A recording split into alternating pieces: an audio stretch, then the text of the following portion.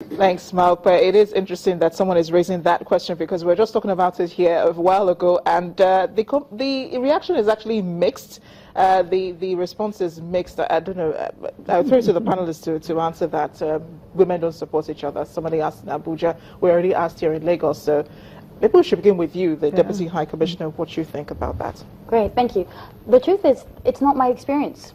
I think increasingly women do support each other, and we see it everywhere. There are such strong networks of women working together. I think there are women who are being incredibly supportive and collegiate and supportive of each other. So that is not my understanding of reality. And on the contrary, I think we should celebrate that more often than not. We are a sisterhood that comes together and support each other and celebrate each other's success. So I'd like to bust that myth, if I may, and say actually women are a great bunch of friends more often than not. And Omotola was the first person to say that's not true. Yes.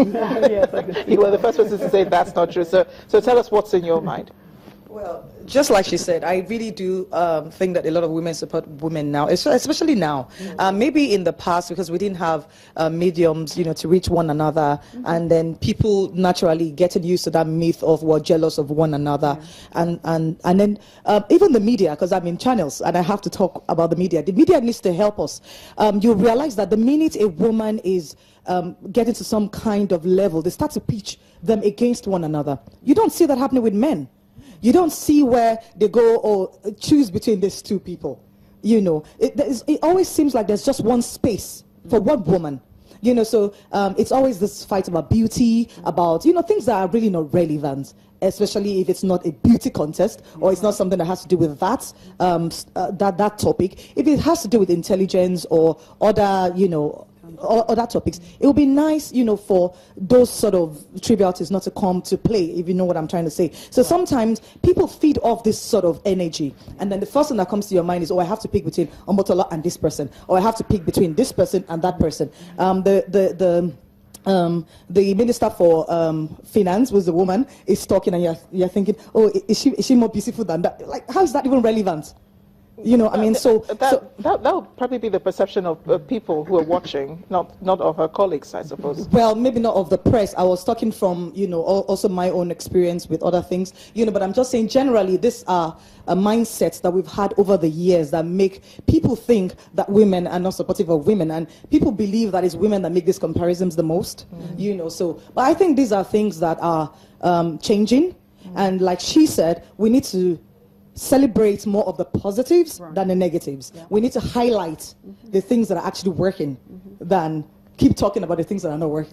I think we should give a round of applause to all the women here, because we're all supportive of each other and supportive of our work, supportive of everything that we have said. I want to stay with Omotola for just a minute. We're talking about girl-child education. Over 130 million children, girls, are not in school, and yet there is free education, free primary education, at least in many countries. Why is it difficult for girls to go to school? I'm here mostly on behalf of one, and like the narrative has put out, 130 million girls globally are out of school. But I'll try to narrow it down mostly to Africa. I think the biggest problem we have in Africa, like someone already mentioned behind me, is culture, and how when you give birth to a girl child, how she's programmed from the start to think. So this needs to start from the grassroots. I have 2 daughters and I have 2 sons, and my daughters know that they can go and achieve anything they want just as much as my sons. But some mothers, for example, women, are the ones telling their daughters, be this, be that, so that you can be to a man. So you've already programmed her mind to think that she is doing everything only to please the man. In other words, her existence is for the man. So when it comes time for her to make decisions for her life or for the lives of other people around her, she first considers the man, because that is exactly how she has been trained. We're not saying do not consider other people and all of that stuff, or don't be considerate of things around you, but we need to start to change the narrative from that level. We need to get to the women in the rural areas and let them know that when you have a girl child, she actually can dream. She can become this. And you know what? She can still be decent. Because I think one of the problems we have is we're not talking about the real issues. We're dancing around them. People really worry that their daughters are going to become prostitutes or become singles that would not get married because they're too strong. So we need to start to look for role models that have achieved these things. I mean, I'm whoever. People that have been able to be married and still be strong and say, look, it is possible that you're strong or that you pursue your education or that you become someone in life doesn't mean that you won't find a man that would value you or that in your home you still won't be submissive to your man. Because that is the problem of Africa. And that is the real reason why men are holding women down. Let us be realistic about these things, you know. And so when we find those women in the rural areas and we educate them, we have solved probably half of the problem. And then with the government, what one is trying to do is to let government know exactly how bad the situation is. A lot of girl child or girl children are not in school. Most of them are on the streets hawking. The rest of them, and it's not just being in school. The statistics have found out that most girls don't finish school. They're most likely to drop out in secondary school or something. Would you put the responsibility more on government than on the family? Both of them equally. Because you find out sometimes that even families are the ones who take their children out of school. I did a campaign with UNWFP in Liberia, and immediately after the war with Celine Johnson, the first female president in Africa, and I remember that one of the issues we had at that time was that a lot of women were saying they didn't want their daughters to go to school because they had to help them with food. So what that government did was, you know what, we're going to give them free meals in school, and guess what, they can even take some home, and all the kids, you know, they sent all the girls to school. Okay. You know, so government has a lot to do also with this. Thank you so much for that, Omotola. We still have our audience still bursting with questions. Imo Chinasa from the One Campaign Champion has a question. Okay, good afternoon, everyone.